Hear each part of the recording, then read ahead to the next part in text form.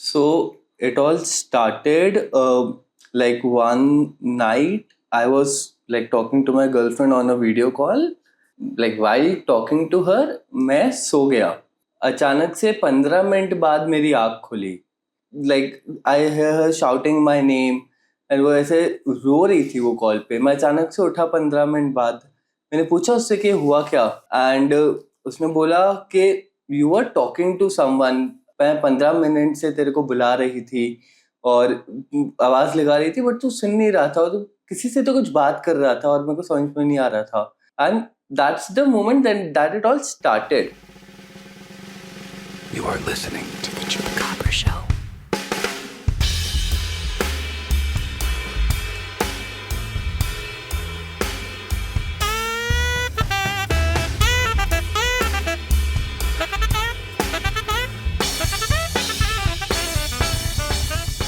So what I used to do in my flat, I used to sleep on the couch.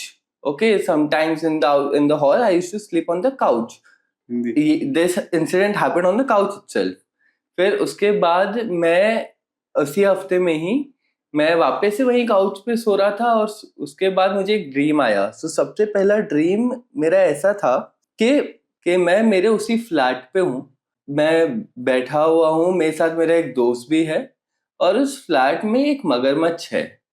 ठीक है, मैं इस side खड़ा हुआ हूँ हॉल के, दूसरी तरफ एक मगरमच्छ है और बीच में सोफा हमने लगा रखा है और मैं मेरे दोस्त से ऐसा बात कर रहा हूँ, यार इसको तो यहाँ से निकालना पड़ेगा, ये तो बहुत दिक्कत हो गया इसको लाना, और ऐसे ऐसे करके हम कुछ बात कर रहे हैं. जितने में मैं देखता हूँ कि मेरे नीचे पैर के पास मेरा डॉग दिखता है मुझे. मेरे पास एक डॉग हुआ करती थी, बट शी पास्ड अवे 2 साल पहले. मेरे को वो डॉग दिखा मेरा और मैं अचानक से नीचे झुकता हूँ उससे बात करने के लिए. मैं उसको बोल रहा हूँ हाउ आर यू, कैसी है तू, मैं तेरे को बहुत मिस किया. मैं उससे ये बात कर रहा हूँ, मी नोइंग, मैं जानता हूँ कहीं ना कहीं अंदर कि वो मर चुकी है, वो नहीं है मेरे साथ यहाँ पे, बट स्टिल मैं उसके हिसाब से बात कर रहा हूँ कि वो वापस आ चुकी है. मैं उससे बात कर रहा हूँ और अचानक से मैं देखता हूँ बात करते करते विद इन सेकेंड्स उसकी ऐसा स्किन जो है वो पेल होना चालू, एकदम रिंकली हेयरी, एकदम ऐसा पतली सी हो गई है वो. और मैं ऐसे पूछ रहा हूँ क्या हो गया तेरे को, क्या हो गया तेरे को. तो हर 2 सेकंड में ऐसे उसका अपीयरेंस चेंज हो रहा है. मुझे लास्ट में बैग दिखता है. फिर अचानक से सपना जाता है कि मैं एक अंधेरी सी गली में हूँ. वाराणसी वगैरह में जैसे गलियां नहीं होती, दोनों साइड घर होता और एक पतली सी अंधेरी गली है, मैं वहां पे हूँ. और बहुत सारे साधु जो ऑरेंज चोले में होते हैं और ये ऐसे भागते हुए आ रहे हैं मेरी तरफ और मेरे को क्रॉस करते हुए जा रहे हैं बार बार. और ऐसे मैं देख रहा हूँ, मैं धीरे धीरे धीरे चल रहा हूँ. अचानक से सामने एक चौराहा दिखता है मुझे. उस चौराहे पे एक मटका पड़ा हुआ है. मुझे एक आवाज सी ऐसा याद आती है कि अगर किसी ने मुझे बताया होगा, ऐसे सपने में मुझे एक आवाज सी आती है कि अगर मैं इस चौराहे पे एक पत्थर फेंकूंगा, अगर मटके से धुआं निकला तो मुझे भाग जाना है वापस से, अगर धुआं नहीं निकला तो ठीक है. मैं पत्थर उठाता हूँ, मैं वो पत्थर फेंकता हूँ और उस मटके से धुआं निकलना चालू होता है और मैं उल्टे पैर भागना चालू करता हूँ वापस से. और जैसे ही मैं भाग रहा हूँ, एक आवाज ऊपर से, मेरे को कहीं से एक आवाज आ रही है बहुत जोर से कि कब तक भागेगा, कहाँ तक भागेगा, तुझे कभी ना कभी तो रुकना पड़ेगा, तुझे कभी तो फेस करना पड़ेगा ये सब. और ये आवाज मुझे आ रही है. इस आवाज से मैं अचानक से उठता हूँ और ये मेरा सबसे पहला ऐसा कन्फ्रंटेशन था इस चीज को लेके कि जहां मुझे रियलाइजेशन हो रहा है कि कोई चीज है जहां जो मुझे अट्रैक्ट कर रही है, या कोई ना कोई चीज है जिसपे मैं जो हावी है मुझ पे अभी. तो मैं उठ गया और एक उसके अगले दिन वापस से एक और सपना आता है जिसमें मेरे को स्लीप पैरालिसिस जैसा हुआ, जिसमें मैं जानता हूं कि मैं उठा नहीं हूं, मैं सो रहा हूं और मैं उठने की कोशिश कर रहा हूँ. 8 बार मैं उस सपने में 8 बार बार बार उठ उठ के अपनी गर्दन स्नैप कर रहा हूँ, बिकॉज मुझे ये पता नहीं कहाँ से थॉट आया कि अगर आप सपने में खुद को ऐसे मार दोगे या ऐसे झटका दोगे तो आप उठ जाओगे. और मैं स्नैप कर रहा हूँ मेरी गर्दन, मैं उठ रहा हूँ, रियलाइज कर रहा हूँ मैं वापस से सपने में हूँ, फिर कर रहा हूँ. ऐसा ये 8 बार हुआ. जब मैं फाइनली उठा उसके बाद भी मुझे ऐसा आधा 1 घंटा लगा रियलाइज करने के लिए कि मैं सही हूँ, मैं उठ चुका हूँ, एक्चुअली ये रियलिटी है. ये स्टार्टिंग थे मेरे इंसिडेंट्स के.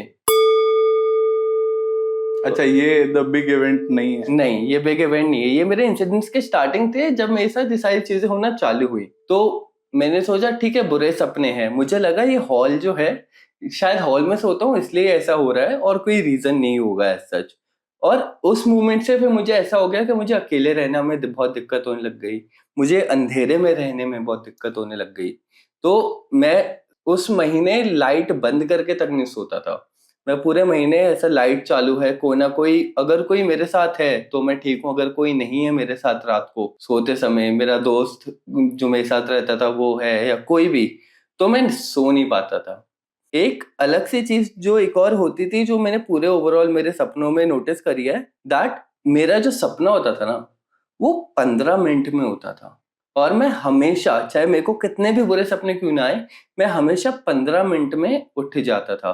कि अगर मैं 3 बजे सोया हूँ, 3:15 पे मैं उठ रहा हूँ, और चाहे कितना भी बुरा सपना क्यों ना हो, वो उस 15 मिनट के अंदर ही हो रहा है। और यूजुअली 3 साढ़े 3 के टाइम में ही होता था मेरे साथ। एक फाइनल सपना जो मेरे को आया, वो था मेरा कन्फ्रंटेशन, जो भी वो एंटिटी थी जो मुझे एहसास होती थी। बिकॉज मेरे सारे सपनों में एक ही चीज कॉमन थी, वो था ये फीलिंग कि कोई ना कोई प्रेजेंट है, कोई ना कोई है जो बात करना चाह रहा है या कुछ कर रहा है, बट कोई ना कोई एक एंटिटी है जो प्रेजेंट है। मैं मेरे रूम में ही सो रहा था, लाइट ऑन करके सोया हूँ, और कोई भी नहीं है घर पे, और सोने की कोशिश कर रहा हूँ। रात के वही 2:30-3 कुछ बज रहे हैं। मैं जिस कमरे में, जिस पोजीशन में सोया हूँ, मैं उसी पोजीशन में उठा हूँ, बट कमरा थोड़ा अलग है। मैं अचानक से उठता हूँ और मुझे एहसास होता है कि बहुत तेज हवा चल रही है, मतलब बहुत ही तेज हवा चल रही है। पता नहीं अब मैं वो मेरे को पुश कर रही है एक तरीके से। तो मेरे से बिस्तर से उठना मुश्किल हो रहा है कि मैं उठ के बैठ भी जाऊं।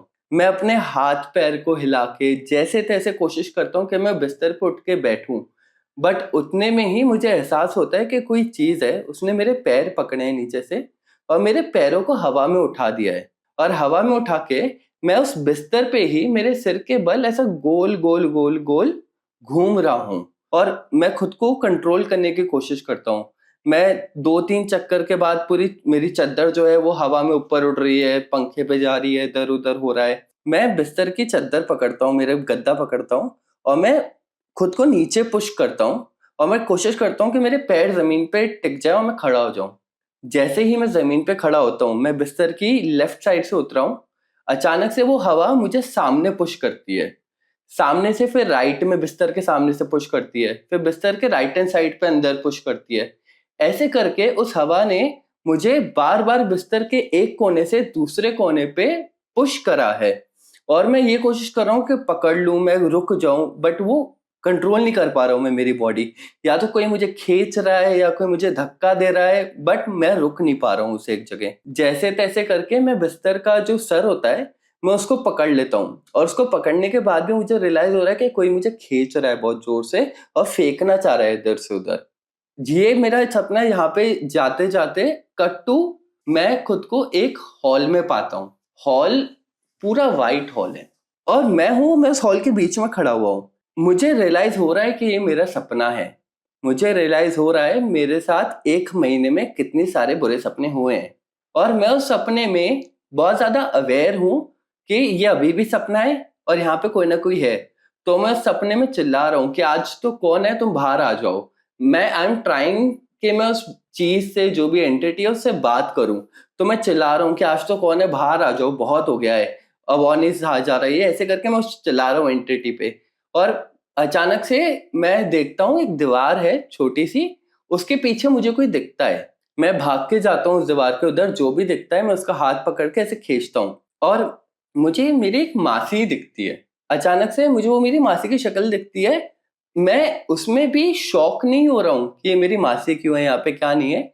मैं उसी गुस्से में उनका हाथ पकड़ के पूछ रहा हूँ, कौन है वो, आपको पता है वो कौन है, आपको पता है वो कहाँ पे है, बताओ मुझे वो कहाँ पे है। मेरी मासी जो है वो साइड में खड़े खड़े अचानक से अपना हाथ ऐसे उंगली ऊपर करके सामने की तरफ इशारा करती है। और जब मैं मेरी मासी की तरफ से सिर घुमा के सामने देखता हूँ, तो मुझे एक, like it's a shadow, it's a women in pure black, sari पहन रखी थी, प्योर ब्लैक वुमेन, बाल सारे बिखरे हुए, एंड उसके बाजू में एक छोटा बच्चा था, मान लो 10 साल का छोटा बच्चा, वो भी पूरा ब्लैक, कुछ समझ में नहीं आ रहा क्या शक्ल है क्या नहीं। और जितनी देर में मैं उस औरत की शक्ल भी समझ पाता, उतनी देर में उसकी शक्ल भी मेरी मासी की शक्ल में बदल गई वापस से। और मैं वो रिकॉग्नाइज ही नहीं कर पाया कि वो शक्ल थी, तो वो कौन सी शक्ल थी, किसकी शक्ल थी, क्या शक्ल थी। और जैसे मैं वो देखता हूँ, मुझे वो सिनेरियो दिखता है और मैं उठ जाता हूँ। अब ये सपना भी मेरे साथ उसी 15 मिनट वाली चीज में ही हुआ।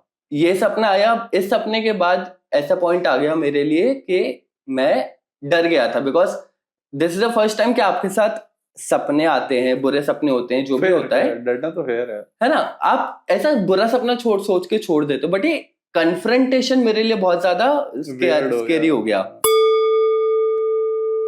मतलब I think after all that thing you went to that बाबा और उन्होंने छींटा मारा और अब वो छींटा था या सिर्फ ऐसा मेरा बिलीफ हो गया या क्या हो गया वो तो नहीं पता, बट सपने नहीं आए मुझे उसके बाद ये इस तरीके के। पर डर तो लगे रहा है ना उससे अभी भी। हाँ, वो तो प्रॉब्लम का इलाज तो नहीं होना यार। ये तो वैसा हो गया कि तेरे को क्या है कि कोई प्रॉब्लम आ रही थी तो जाके केमिस्ट की दुकान पे बोला एक मेडिसिन दे दो, उसने कहा नहीं हो सकता आपकी कोई दूसरी दिक्कत हो, क्या नहीं मेडिसिन से मेरा सब कुछ सही हो जाता है। तो एक सर दर्द की गोली खाई और चला गया। क्या आप दर्द कम होता है? दर्द तो है यार, डर तो है, बट उसके पीछे का रीजन मुझे वही समझ में नहीं आया कि रीजन ये भूत सच्ची में कोई था नहीं था। बिकॉज पंडित ने तो बोला कि आपके ऊपर कुछ था, उसने छींटा मारा और वो चला गया। अब उस पर कितना भरोसा करूं मैं, मुझे भी नहीं पता। तेरे ऊपर भाई टोटका हुआ था। This what I could understand. कोई किसी बाबा के पास जाके तेरे नाम का टोटका करवा के आया है, उससे तेरी पर्सनल और प्रोफेशनल लाइफ हेवीली हिंडर हो गई। And I believe that happened for a period of time like a month और समथिंग, ओवर अ मंथ और समथिंग, राइट? उसके बाद तू चाहता नहीं चाहता, अगर तू फ्लैट चेंज करता है, जगह चेंज करता ना, वैसे भी ओवर हो जाता है। It's not a big deal I think. पर वो टोटका है, this is what I can see कि ये इंटेंशनल हुआ है तेरे साथ। अब ये मुझे भी लगता है कि शायद अगर मेरा कोई रिलेटिव दिख रहा है, ठीक है, क्या पता उन्होंने कराया हो, क्या पता कहीं और से हुआ हो। But there is a chance कि वो भी हो सकता है, because you saw the face and that in टोटकाज मैटर अ लॉट। क्या आपने किसी का फेस देखा?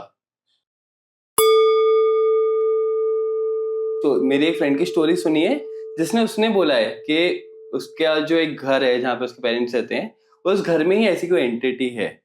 उसने बहुत बार कन्फ्रंट करा है।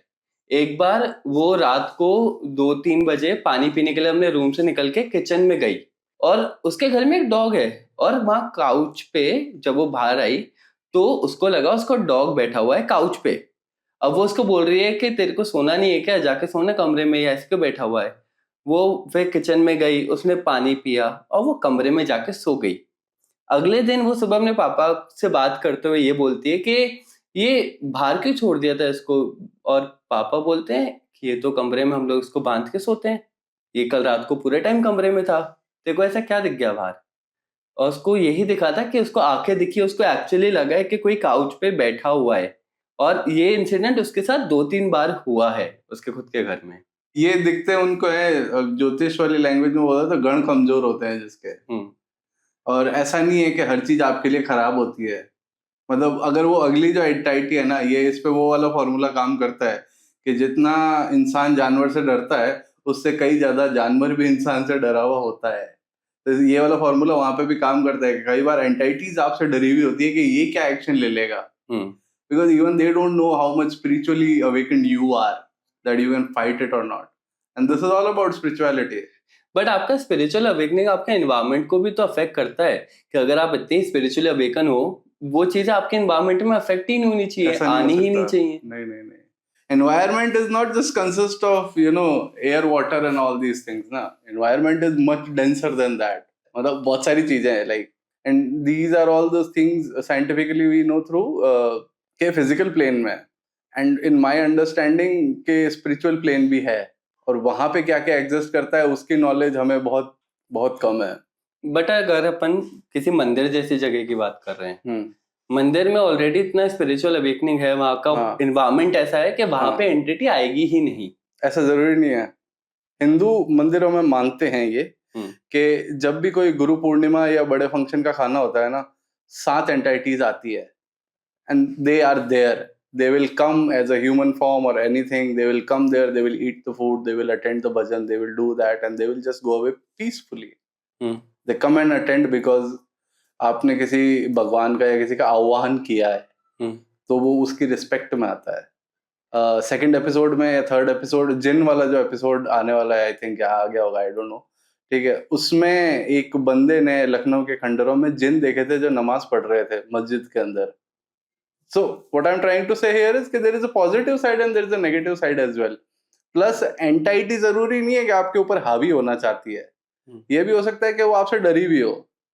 बट ये अपने को ठीक है एग्जिस्ट भी करती हैं, अच्छी भी होती हैं, बुरी भी होती हैं, बट अपनी सराउंडिंग्स में होते हुए ही अपन को कहीं ना कहीं अफेक्ट तो करती ही है ना. Was your premises जिस फ्लैट में तू रह रहा था 100% क्लीन? कोई जाला नहीं हो वहां पे, कहीं पानी इकट्ठा नहीं हो रहा हो, ठीक है, हर चीज टिच एंड क्लीन थी हमेशा वहां पे, ऐसा था? Not all the times. You go to any temple, any masjid, anywhere, ठीक है, church maybe, ठीक है, you see these places are highly clean. They go to lengths to keep the place clean. अब जो मेरा वो जो हॉल था जहाँ पे वो काउच था, अब मेरे हॉल में ऐसा एक दीवार पे मेरे ऐसा हनुमान जी की मूर्ति बनी हुई है, फोटो है, सामने वाले दीवार पे ऐसा एक जीसस की फोटो है, ठीक है. तो डू यू थिंक ऐसा if you are putting a lot of cultural ऐसा स्पिरिचुअल बैकग्राउंड की चीजें एक साथ एक जगह वो कहीं ये कल्चरल था ना, ये स्पिरिचुअल तो इसमें कुछ था ही नहीं. अब इसमें ये होता है यार कि कल्चर अलग है, स्पिरिचुअल अलग है, ठीक है. कल्चरली वहां पे हनुमान जी की फोटो लगी हुई थी, जीसस क्राइस्ट भी होंगे, तूने काबा की फोटो भी लगा ली, तो सारे रिलीजन लगा दे, उससे कोई फर्क नहीं पड़ता. डिड यू वर्शिप, प्रे और did anything forward it? Not in that place. फिर तूने जगह को अपनी वाइब तो दी नहीं ना, तूने जगह की वाइब ले ली. मतलब can you see what I am trying to say here, कि rather than putting your vibe out, this is me, you took the vibe of the place.